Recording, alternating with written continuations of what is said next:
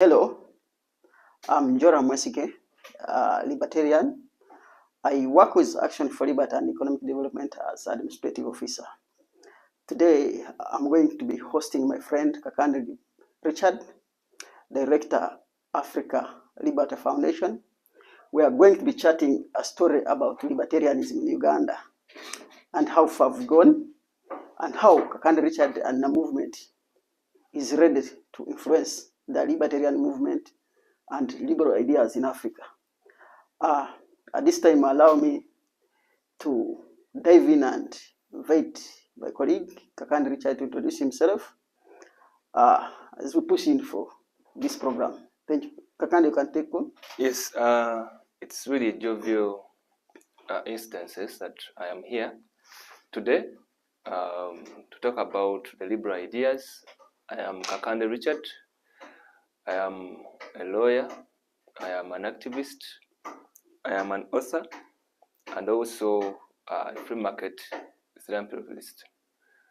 Today, we hope to have a wide discussion about liberal ideas ranging from the classical and the evolution of the free market structures as we have today, but not forgetting that we're going to discuss the narrative of the liberal ideas in Uganda.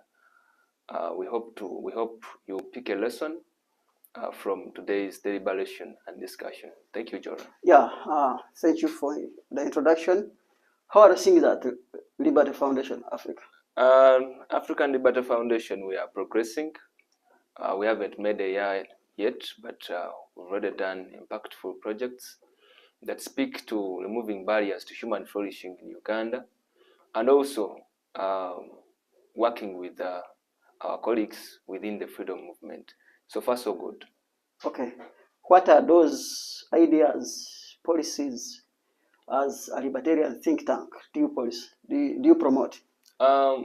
We are basically in a free market, free trade, and also advocating for a limited sort of government.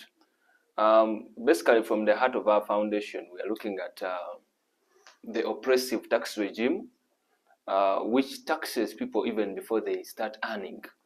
We're also looking at the system that fails to control the little tax that the government earns through its expanded expenditure. And this is what is trending today.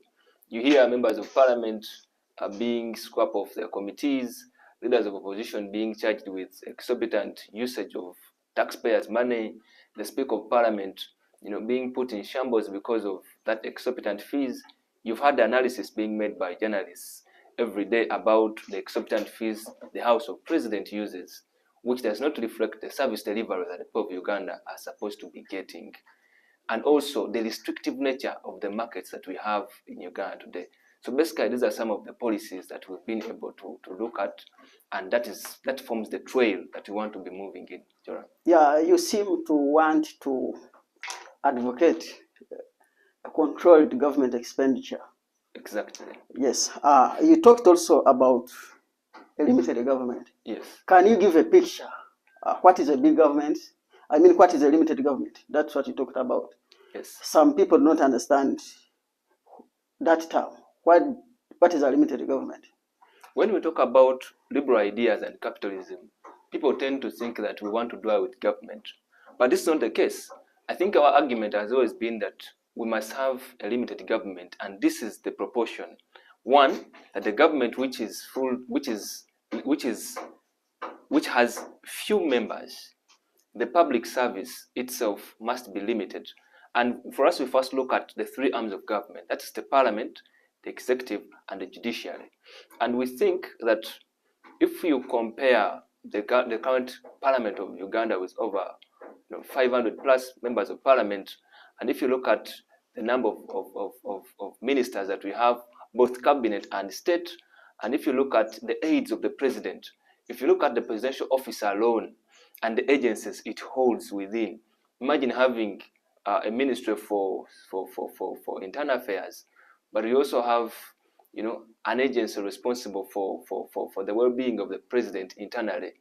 Imagine having the Internal Security Organization.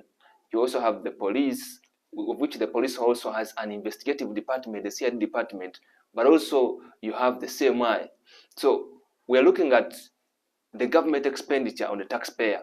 And we think that when you have a bigger parliament with a lot of money being paid and the allowances and the travel costs every day, and you compare the hospitals that Uganda has, you compare the roads that Uganda has, and you compare the education sector that we have, the two don't match. So, Joram, when you talk about limited government, we mean reduction in the number of public servants.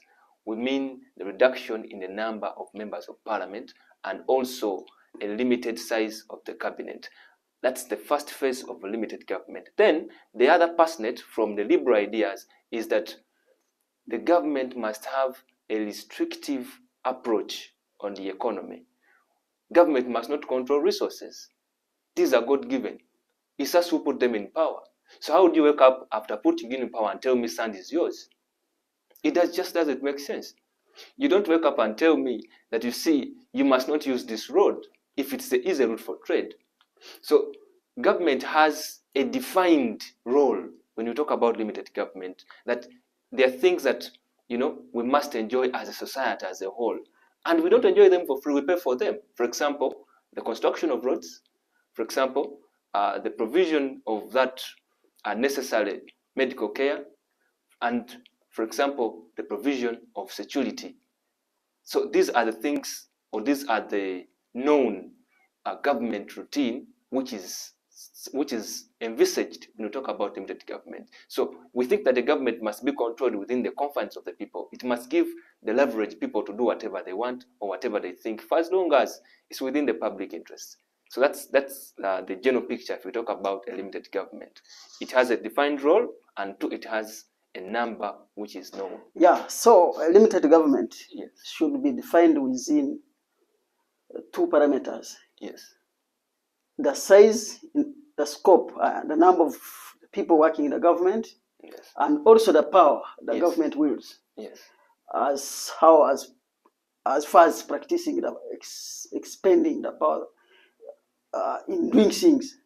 For example, it should be restrained as far as participating in the economy. Yes. And if you look at Ayn Rand, he said government has only three roles. That is the security, Yes. Justice, Yes. and defense. Of course, justice is by the police. The police. Justice by judiciary through Yes. court of law, and then army offer Yes. justice from external aggression. That's what I think the libertarian and when you look at the arm of objectivism, what Ayn Rand promote. When we dived in first before I had asked you this question. Yes. When did you join the Liberty movement? I joined the Liberty movement, I think it was 2018. And I think my first interaction was a student-based debate that we had with your organization, Action for Liberty and Economic Development. And we had a number of debates which enticed me to look at government and to have, first of all, a philosophical definition of it, and then I went into the practical part of it. So ever since that debate, and I think the theme of it in 2018 was, we were tasked to discuss, to compare and contrast development, the law, in relation to what we see in Uganda today. And I think our benchmark was to look at countries, the Asian tigers, that was Singapore and Malaysia. Yes, that was when I opened up to study what government meant, what the people meant in relation to government, and what the economy was supposed to mean. And then from there, our next debate was about the fascism, socialism, communism, and capitalism. And one thing I loved about those debates that they triggered my mind to think and also to realize things as they happen, the practical part of it. Yes. So that was when I joined the liberal movement and what enticed me to declare myself as a liberal. I think by the time you got to know libertarianism, you were that kind of socialist, and you had the reflection of that kind of society, a communist or socialist society, where you defended the role of government and how government should contribute to the welfare of the people. What was your narrative then? My narrative then was a communal approach to life. I didn't know about communism per se as I know it now, but I had a communal approach to life. I thought that as I walk in life, there's someone who is supposed to protect my rights and liberty, someone who is supposed to provide for me what to eat, someone who has to define how do I go and trade, that we must contribute a lot of tax to make sure that our education system improves, that our medical system should be at the whim of government and the government provide the best medical care. I had a notion that land was supposed to be owned by government if people had to benefit from it, because this is what I used to see. The land which was owned by government in my young age, practically to see were roads. So I loved it when they said that was a government road because they had tarmacked it. And for the common pathways to our homes were always unmade. So I preferred the notion of, having someone superior to come and take over us. Practically, maybe it was from the traditions of the African setting where you have a father that takes care of everything. I think that was it. So I had a communal approach to life and understanding of things. Okay. I think now you've explored the ideas of freedom, the idea of liberty, capitalism, and all that. What are those key figures that you think inspire you? And when you look at them and the work they have done, the authors, and you feel really inspired and their work moves you and compels you to go more into the libertarian or liberal ideas?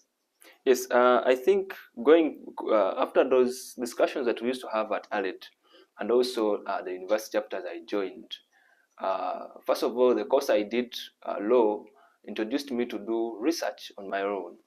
And one of the first figures that I envisaged was Bastiat. I had a lot of work from Bastiat, especially regarding the legal plunders in the world. I understand the genesis of rights, the genesis of society, and I understood what we call republicanism. I understood what democracy means, and then I understood a definition of one individual in the bigger society. I understood what it means to be a person of your own terms and merits vis-a-vis the bigger society. So the concept of individualism started from there. I've also admired the works of Socrates, also in definition of the same, about rights and about the role of government vis-a-vis individual. I've also admired the philosophy of Ayn Rand, objectivism, which talks about the same things. I've understood the concept of economy and why we are poor from Adam Smith. You've looked at The Wealth of Nations. Yes, I've read a lot of that book and repeated it over and over and over again. I've also understood or had a good learning from Eamon Butter. If you look at his book, Foundation of a Free Society, I've also admired lately Bruce about his divine economic model. Yes, we have a lot of arguments now on the formation of God and the economy.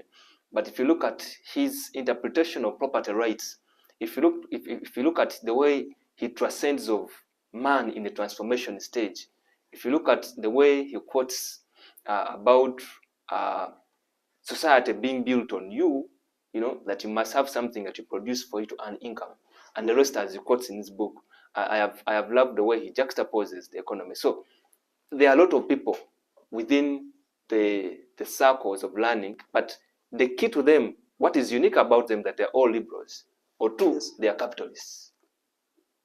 That's what I've learned from yeah, just given me a number of people, but there should be one person you think that inspires you most, and that's what I had asked for.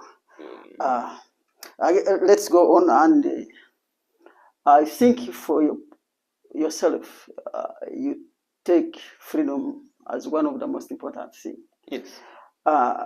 And freedom is the foundation of things that human beings are doing on this earth, and the prosperity we see, the technology development, better medicine, Yes. it is out of the freedom of people to do and achieve in life. But why are people not so much concerned with liberal idea or libertarianism and freedom? Why people are afraid, not much concerned, and not ready to fight for it? Yes, I think the reasons are two, but the big one is the ideological disorientation. You grow in a system, you are given birth to a system that you don't understand, and the system does not give you room to know.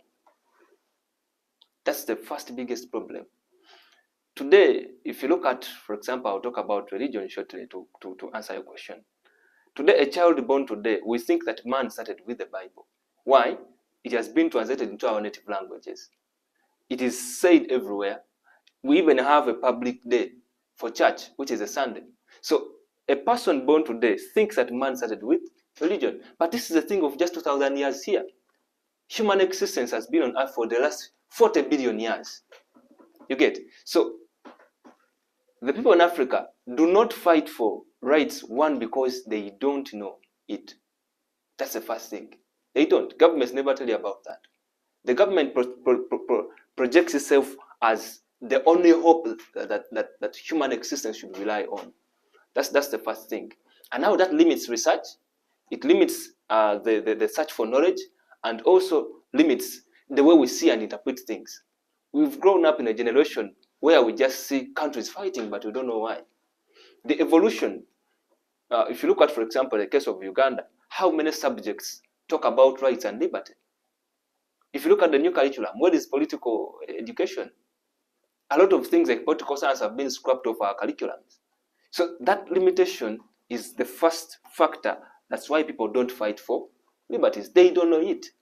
They think right from the tradition where everything was sorted by the kingdoms, that the kingdoms were now replaced by the state, who are the answers to our day life. The second thing is the projection of the state, the anger, the abuse that has been employed by the state against those who think contrary to it has also been a contributing factor. Unlike in the past, if you take lessons from the French Revolution, where people could come up and revolt against, the king, how many armies do we have today? What is the number? Look at the type of technology employed in the army. Uganda has had a number of riots. 2006 demonstrations, the recent ones of 2026 demonstrations. Look at how the government treats civilians, the brutality used. You get? So the fear, the rule of people by fear, is one of the other factors that has limited the much needed desire to fight for freedom. And as well, you could also consider the illogical government policies when it comes to economy, where the state comes to own the biggest, money generating part of the economy, making the majority poor. It is so unfortunate that majority of the poor people do not know how to fight for their rights. That's it. They don't have the guns, they don't have the money to even, they are not given the platform to be known. Government owns the media. It either owns it or its own people are the one running the media. So they will never give you the opportunity to. There are a lot of stories which go in the world that are never told. And this is not only in Africa, even outside Africa. At one point, USA was being controlled by 7 families only. That's it. We're having a lot of taxes. Look at the immigration policy, which has been failed to be controlled by Britain and the US. Why is it so? So the factors concerning freedom are global, are very global. And those are some of the reasons as to why people don't wake up to fight for their rights. They don't know. And those who have known, the fear. People have lost families. You've had a lot of exiles from Rwanda because of what is happening there, because of the nature of the president that they have in Rwanda. The same has been seen even here in Uganda. We have a lot of exiles in Uganda.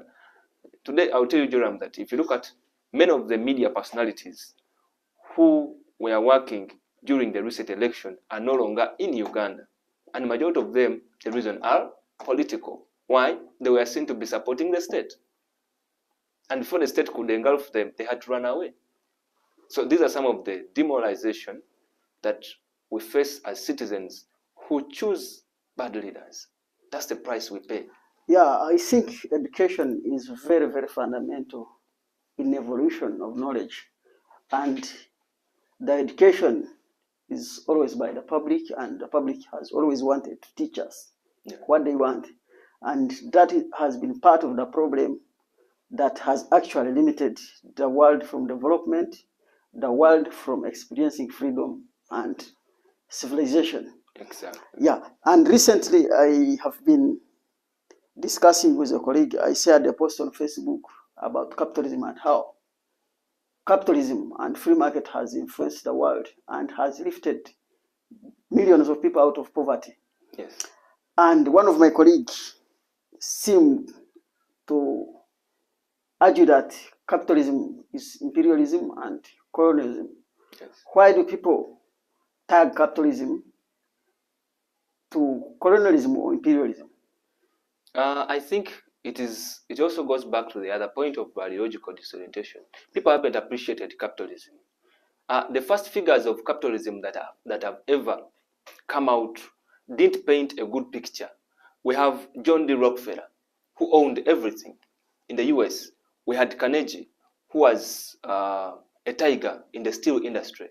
Those two men ought to have created this picture of, ownership of everything, because they had immense profits, but they had the worst management of labor, exploitation of resources without pay, and the long hours of work that they used to employ people. So capitalism, because remember, they produced the biggest corporation, the biggest companies to have existed. Oil was for Rockefeller, the railway, and then, I think that was the picture that people took. But capitalism, if you understand it from its genesis, started here in Africa. Africa was capitalist. Yes, traditionally. Before the even advent of the colonialism. Of colonialism, yes. Yeah, because it is true. Because if you just understand what capitalism is, then you can't badmouth it for it. Yes. It's just the free exchange of goods and services, ownership of means of production, and ownership of means of production without restrictions or limitations. It's as simple as that. The voluntary interaction of people and capitalism of values. And capitalism has three things that is common. That's why people should love it. One, that is voluntary. It's never coerced. No force. We don't even force you to go and work. There are communism states where you are forced to go and work. But here you're not forced. However, perhaps we say that you have a reward. You don't work, you don't eat. Period. Capitalism tells you, you work harder, you eat more. The reward on those who create value. Yes. And two, capitalism carries morality. It is the morality of capitalism is that you have an initial and absolute ownership of the things that you've worked for. Not even society not even society is empowered to take what you've earned honestly. That is capitalism. Which other form of governance or social circle of reasoning would have given you that? The third one, which is ethics, is so crucial that you see you have the right as a buyer on the market over the variety of choices that are there. You can refuse. You can refuse. You can join the deal. You can join the deal. You can contract or refuse. You can contract, or you can even stay neutral. These are all the things that capitalism gives you. So why are they calling it imperialist? They are calling it imperialist because it was bought by, they think that it was bought by the whites. But these ideas that have always been here, they started with man. Man traded with himself through barter trade, yes, which was also voluntary. Yes. And the value was determined by whoever wanted what you have. Willing buyer, willing seller. Yes. In law, we had the case, I'm just forgetting it. It's under freedom of contract. And one of the judges said that, you see, even if it is to sell a bull for the exchange of a matchstick, it's okay, for as long as parties have agreed to that. So we don't care. That's what capitalism is. I'm going to give them an example. which I learned from one of my colleagues, Mugabe, who said that when they introduced the electronic cars, the communism and the socialists raised up saying that these cars are very expensive and this is exploitative. But Mugabe was giving us an analogy that, you see, people failed to see that the car, which was being sold about 40,000 US dollars, is paying for the African who mined the copper. It is paying for the innovation, which was its creativity. It's paying for the electronic companies that built it. It is paying for it is also paying for the wages of the labor of those companies. By the time you see a car on the road, it has passed through hands of thousands of people. And this price is a reflection of them going back home with bread. That's what they forget. So capitalism pays each and everyone honestly, because the market is always the judge. The market is always the judge. And I think people failing to appreciate that is the reason as to why they think it's imperialism. They don't understand it. The day they wake up and understand what capitalism means, no one will still want to fight it. But it has always been the only solution, especially for third world countries. Because government is not allowed to intervene. You trade freely, you own factors of production, you choose what to do and what not to do. The market normally sorts us out. So that is it. Yes, I always have a story. Yes. I always want to tell people. If you had a house girl, a maid at home, you buy a kilogram of meat, and after cooking it, the maid serves herself. Yes.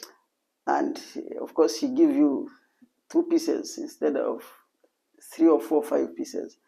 And the maid serves herself the rest of the meat. Yes. And eat the big piece of that meat. It is the same case today. If you look at that scenario where a maid serves herself bigger portion of what is served on the table, and the person who buys and actually pays the meat, the maid gets the smallest part, the smallest share.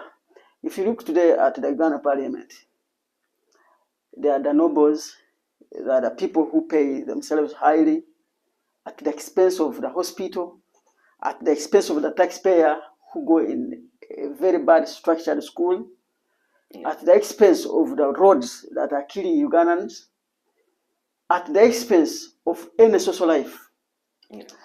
But why do you think Ugandans are not realizing that Ugandans law makers and laws are ganging up as thieves? I always consider them as highway robbers, more dangerous than high robbers, in context of how they serve themselves compared to the taxpayer.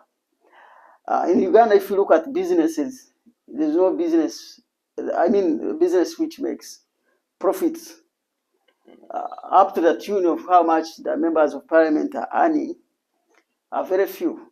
Yeah. Why do you think the laws and Ugandans are not up in arms against such a group of people that are using the law to steal Ugandans?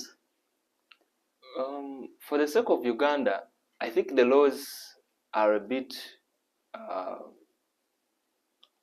okay. They only have one problem, and that's the problem of democracy. You see, people who talk about rights talk about it in reflection of democracy. And among the 10-point program that brought the regime in power, they had democracy. But democracy has the ability of giving you dimwits in the House of Representatives. Because it's about numbers, not integrity, not morality, not ethics. That's why you've had the head of state saying that even if you vote for me jerrycans, for as long as they are yellow jerrycans, me, I'm okay with it. That's what democracy gives you. So we see no morality. So there's no morality. We see no ethics. And there are no ethics. We see no a integrity. country that is headed to do. Yes, that's number one. Number two, the people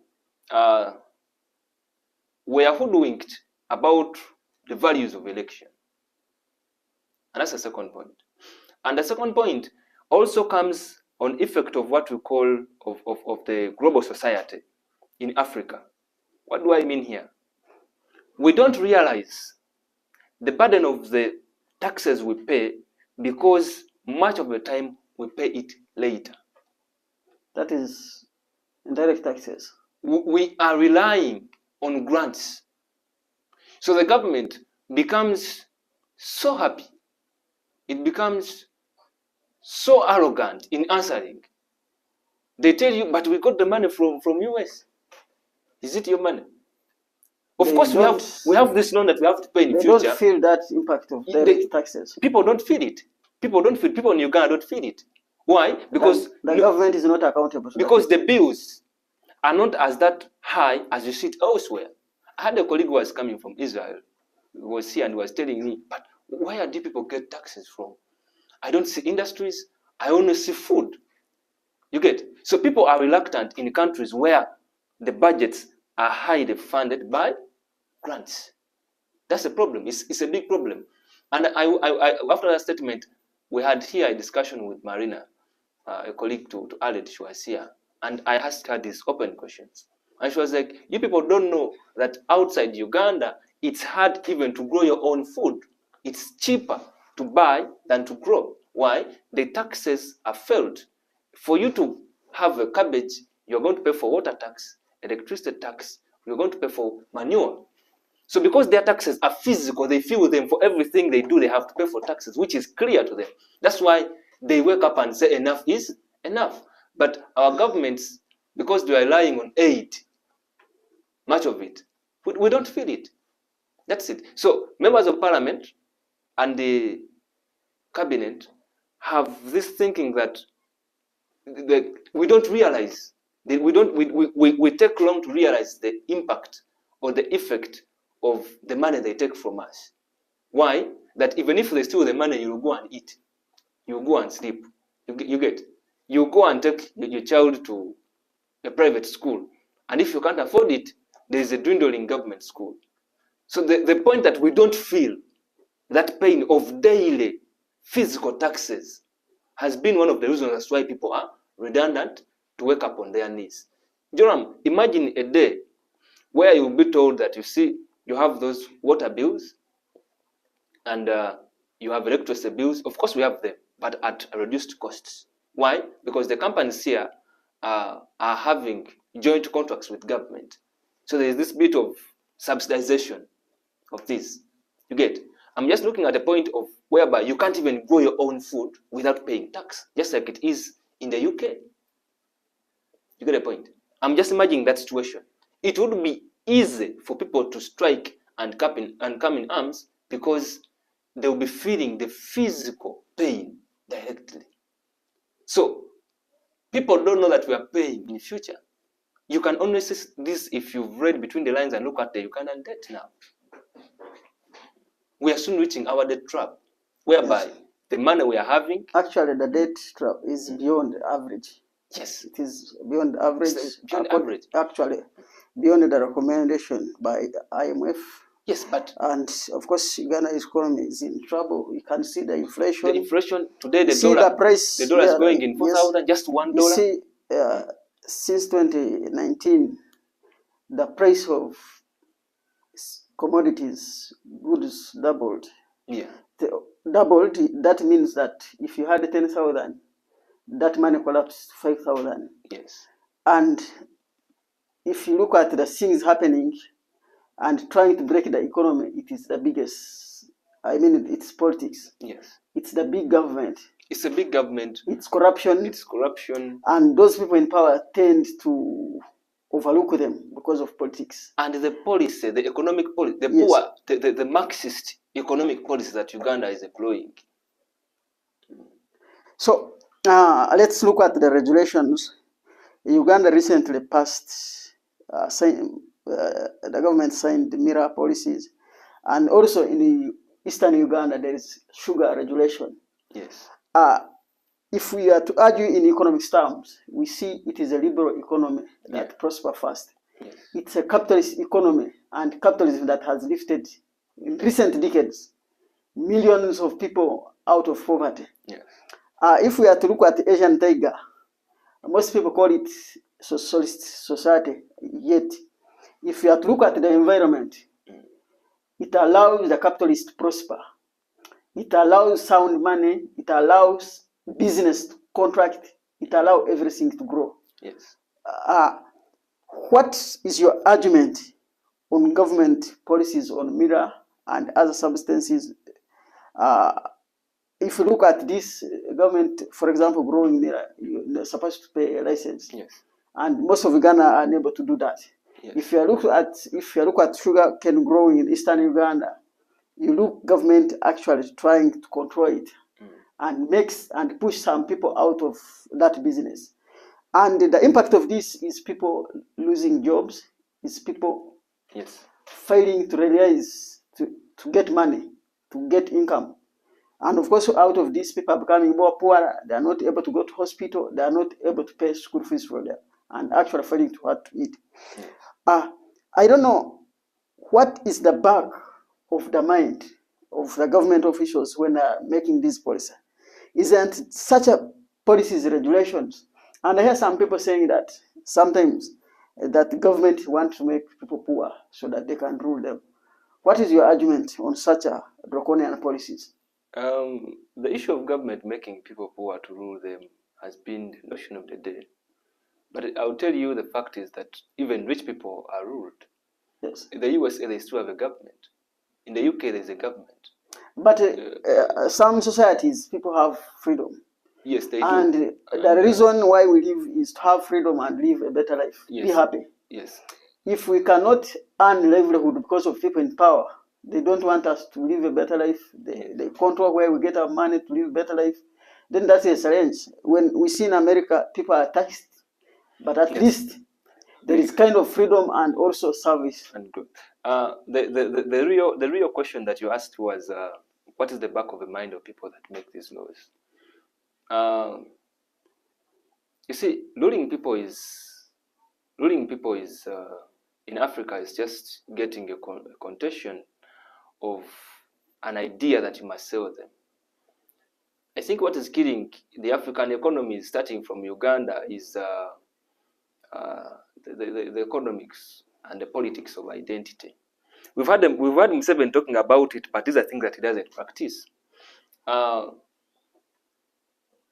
If you look at the number of people who have capacity to have these licenses, are people who are coming from the government, and these are people who are similar of the same tribe, just like himself.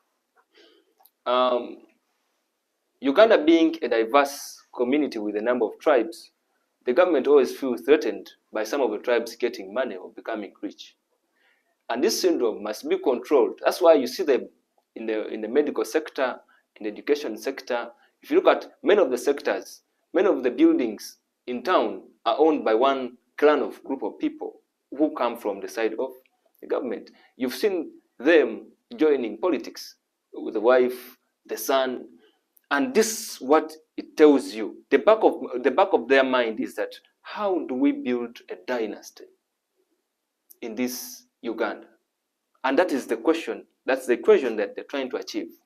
But in a free society, you cannot fail to look at the factors that would elevate the life of people. If you read so well Source of Wealth of Nations and other books, they bring in a very proper aspect of specialization. You see, countries in Europe have grown and they have developed, but they have their areas of focus.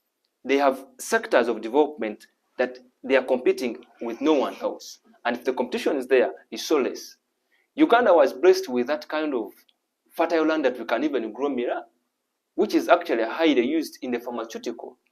Yes, it has a problem when youth overconsume it, which the government is relying on. But I think if you put it on a weighing scale, mira was supposed to elevate more than a million. So the government is telling people how they should live their life. Yes, that's the point. In the area of argument, if we argue ethically, is that one of the role the government should use? No, it's not. Because Look, Mira was supposed to elevate about 1 million youth. This is a crop which is weather resistant.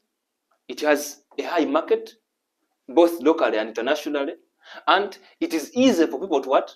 Grow it. It doesn't need someone to go and apply for papers in an office to look for a job. Many of these youth are coming from villages where there's chunks of land. Imagine if our area of specialization as Uganda for the youth was for the growth of Mira. Mira, even if we have a small room like this studio, with the invention of technology where we have a greenhouse growing, it's a crop whereby a youth would own this kind of a setting of a bunch of this crop, and they're able to go to work. Do you know how much they'll be earning monthly? This is a crop that doesn't die. So, but the government feels that it's not okay for the youth to have money. That's what it says. There's one point I want to bring here, Joram. The moment you see licenses, and the moment you see government putting up these bureaucratic policies, it's deterring. The foundation of taxation is that they are punishing you. That's the point. So should we assume that the government is punishing people for wanting to elevate their lives? Because once you put a tax, you're simply meaning don't do it. I'm going to give you an example. When our neighbors, for example, Kenya, I'm just using it as an example. If Kenya is bringing bad sugar in Uganda, and because we are under cooperation, what does the government do? It may feel that Kenya don't give us your sugar because it's bad. It will overtax it to discourage Ugandans from buying it. Governments have done so to protect their local industries. So taxation is usually a punishment. You get? We discourage the people from doing it. So putting licenses, even on marijuana, people are paying about 100 million for you to just acquire a license of growing. Tax may not be necessarily you get a point. Punishment, but the levels of tax that are being put on services, companies, products, I think that is the argument. Of course, government, as we said, personally believe in the three fundamental role of government. Yes. That is security, yes, justice, yes, and defense. Of course, and that is the reason why we may look at the government and also allow it to do some taxation. No, we allow taxation on known things. For example, income tax, that we are earning on what you have. We are getting taxed on what you've earned. But I'm talking about a Mira person. You're putting a license, they haven't even started growing it. So you're simply punishing them or discouraging them not to do so. What was the intention of people growing that crop? To lift their livelihood. So you're punishing them or you're discouraging them from lifting their livelihood. So the government is telling you that we are okay and comfortable if majority of you are now poor. In all this, what is the economic impact aspect of these regulations Of course, in Uganda? Of course, the economic impact. Is it competition? Is it overproduction? The government want to curtail the overproduction? What is the challenge? I think the government has no challenge for this. I think the because government... I see today sugar prices have gone up. Yes. Because of regulation, I think. Yes. The government has intervened and then destabilized the market. Yes. And you see sugar production, the outgrowers, yes, they're all stranded with lower prices. Yes. The main production companies are growing. Tea, people have crossed. Yes, they're growing their sugarcane at a very, very cheaper price. Yes. And the prices of the very, very same sugar that these people have produced are very high. Yes. So that could be an economic, actual political challenge, economic question that Uganda government actually should be letting the market regulate. Let the government, the market. I think what you don't see. Its work. I think what you don't see here on why the price of sugars are high and this sugar itself is low is that benefits the government. So telling them to regulate it or to get away from that side does not work for the government. How? When our governments are coming in power, they have building blocks. They have allies. Yes. And the biggest ally of all governments is the middle class. So let us ask, who owns these sugar companies that are overtaxing Ugandans and yet can't pay a better price for the raw material? These are Indians who are supporting the regime. So it works for the government, not for the common man. And I'm going to give you this analysis. The biggest sugar growing companies in Uganda are Indians. When they came here, they were given free land. They have tax holidays. They have tax exemptions. And they reach a point of buying sugar at their own price because they own the biggest sugar plantations. But we thought that in a free market, even if we are to bring investors, we were supposed to own the factory of production. Let us own land so that they can lease it from us and pay something. You get? Let us be the sugar growers so that they can buy from us at a fair price. You get? At a market price. And then let them produce sugar, which we have the ability to purchase. But imagine you having sugar canes, but you can't afford to buy sugar itself. I don't know if you're getting the logic. So whenever you see that kind of crisis, it simply means that the government benefits from it. Like I told you before, the taxes collected from Uganda are beneficial to the government, but the government is not so much interested in them because it still has aid to rely on. You get? So this is just supplementing. That's why they don't care which company closes. Do you know how many banks have been sold illegally, but the owners have not received justice from it? Look at Greenland Bank, how it closed. Look at formerly Crane Bank. But because the owner of Crane Bank has the political and the financial muscle right now, he's trying to recover some. But a lot of companies have fallen down and the government has not bailed them out. I don't know if you're getting the point. It controls an economy that leads to the fall of some companies. So the political economy of Uganda only benefits the state. It only makes the state to be the only source of hope for Ugandans. And free market does not speak to that. The free market tells you that let people work the way they want. Let them own the factors of production, and then you can come to tax on what they have, and for the three main roles which are defined. So, if we are to look at the regulations, yes, the policies, the constitution, they are all about exploiting the freedom of individuals. yes. If you are to look at the policies of the opposition and look at the policies of the incumbent government, yes, they are all related. They are all pro-socialist yes, policies. yes. I always argue that people in opposition in Uganda are fighting a dictator without fighting dictatorship. Yes. Because when you look at the policies that are promoting the socialist policies, yes, the real construction of another dictator, yes, what should the opposition, what are those policies the opposition should look at to create a free Uganda, a free Africa, a society that everyone has freedom to live his life the way he wants, provided that individual does not cause trouble to the society or leave others to be free? I think it's a right assertion to say that the opposition in Uganda are fighting a dictator without fighting dictatorship. I think personally, I haven't seen an opposition figure that has given Uganda something in mind, tangible, apart from hope of removing a dictator. They have not yet understood policies that help that they have not studied so much of how economies grow. And I think some of the policies they have to look at as they are campaigning or even their manifesto, and for which they're the things that they must be doing when they reach power, is first of all the belief in a limited sort of government, which has defined roles and defined expenditure. And also the other policy that they must look at is to have a morally regulated market, but a free trading market. On morals, I mean in terms of security, in terms of paying for market vendors paying for their utilities, and also to make sure that the companies which are produced are up to the standards which do not affect the health of the people who are consumers. So they have to look at resource utilization. They have to look at the far ends of the international community on where we can trade.